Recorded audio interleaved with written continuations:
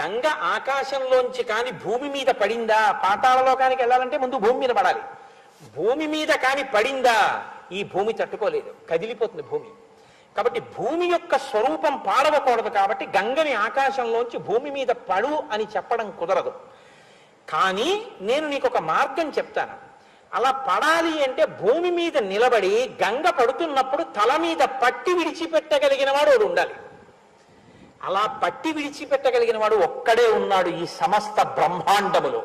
వీరనాణ్యం, ఇంకెవ్వడూ లేడు. పశ్యామి ఉన్నాడు, చూస్తున్నాను. ఎవడో తెలుసా? శూలినః, త్రిశూలం పట్టుకున్న మహాదేవుడు, త్రిపురాంతకుడు, త్రయంబకుడు, సదాశివుడు, పరమేశ్వరుడు, పరమశివుడు ఉన్నాడే, ఆయన పట్టుకుంటాడు. ఆయన కాని వచ్చి నిలబడ్డాడా, గంగ వచ్చి ఆయన తల మీద పడుతుంది. ఆయన తల మీద పడితే ఆయన తట్టుకోగలడు, భూమి కూడా తట్టుకోగలదు. ఆయన తల నుంచి కింద పడుతుంది. అందుకని పరమశివుడు